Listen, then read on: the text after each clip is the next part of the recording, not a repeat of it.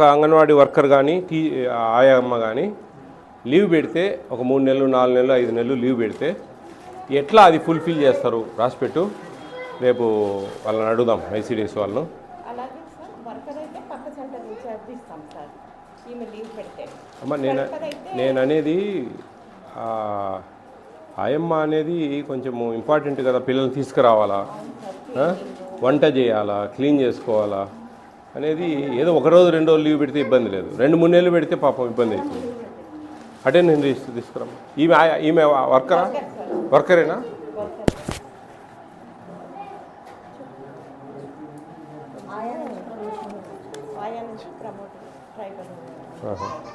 Qualification 10th లేదా? ఏ భయపడద్దమ్మా, చూస్తూ ఉండాలి అన్నీ, టెన్షన్ పడగాకు.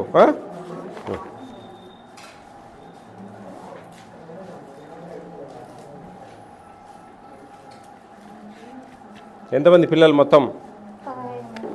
15 మంది. ఎంతమంది వచ్చారు ఈరోజు?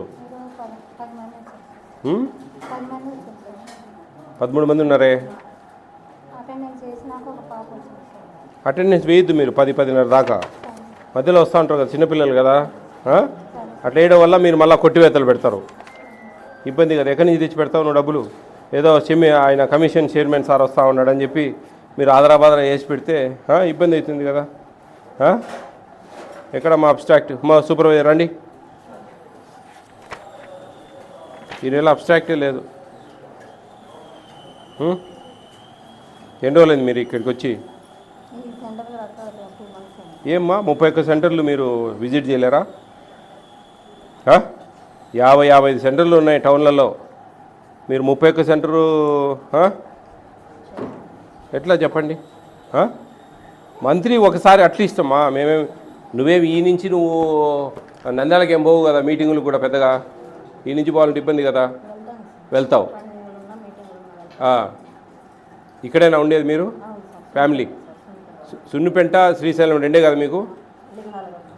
లింగాలగుంట. మరి నెలకు ఒకసారి పోయి అన్నీ చూసుకోకపోతే ఎట్లా? ఎక్స్పైర్ డేట్లన్నీ చెక్ చేసుకోవాలా, గుడ్లు వెయిట్ ఎంత ఉన్నాయి, అనిమాస్ ఇవన్నీ చెక్ చేసుకోవాలి కదా పిల్లలకు. ప్రెగ్నెంట్ లేడీస్కు, లాక్టేటింగ్ వాళ్ళకు సక్రమంగా పోతా ఉన్నాయా లేదా, అటెండెన్స్ ఎట్లుంది, రికార్డులు ఎట్లా మెయింటైన్ చేస్తూ ఉన్నారు, ఇవన్నీ బాధ్యత కదమ్మా. ఇవన్నీ చూసుకోకపోతే ఎట్లా? ఎవరమ్మా మీ అబ్బాయిలు ఎవరన్నా వచ్చి రాస్తారంతా? మీరే రాస్తారా? వాళ్ళ పిల్లలు రాస్తారు.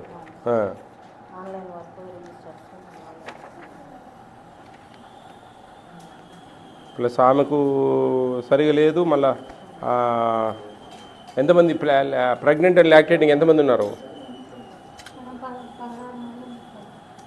ప్రెగ్నెంట్ వల్ల గర్భవతులు, బాలింత తల్లులు ఎంతమంది ఉన్నారు? 16 మంది. ఈ take home ration below 3 years 3 సంవత్సరం లోపల పిల్లలు 50? ఏంది అయిపోయిందా? ఉప్పు లేదు, ఏం లేదురా స్వామి, ఇంకా చేయలేదా? అయితే నువ్వు అవి పెట్టుకొని రావడమేనా సగంలో? నువ్వు అట్టే తింటావా? ఉప్పు లేదమ్మా, చింతపండు లేదు, ఏం లేవు, టమాటా లేదు. గుడ్లు తిన్నారా? గుడ్డు తిన్నారా? తిన్నారా? పాలు తాగారా? పాలు లేవమ్మా ఇక్కడ కూడా? పాలు రాలేదా? ఏమొస్తాయి మీకు పాటలు చెప్పండి, ఇప్పుడు చూస్తాం. ఏం పాట వస్తుంది చెప్పు, అందరితో చెప్పియాలి.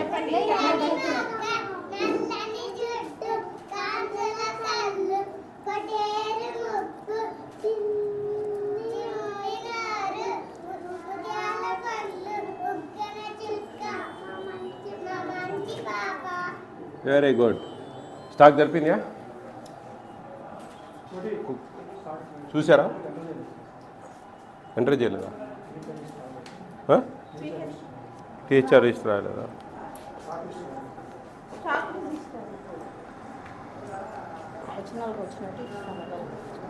స్టాక్ రిజిస్టర్ రాయలేదా? అప్డేట్ చేయలేదా? అయ్యో వాళ్ళ పిల్లలు రావాలా, ఆమె చేయలేదు.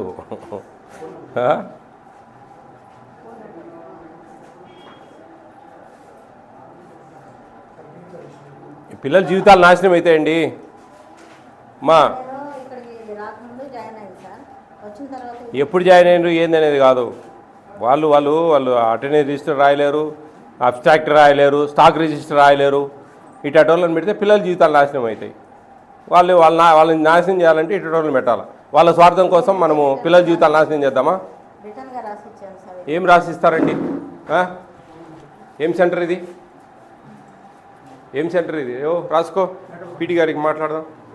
చూడండి, పిల్లలు కదమ్మా, కొంచెం మినిమం మనం చదువులు చెప్పాలా, అటెండెన్స్ రిజిస్టర్ మెయింటైన్ చేయాలా.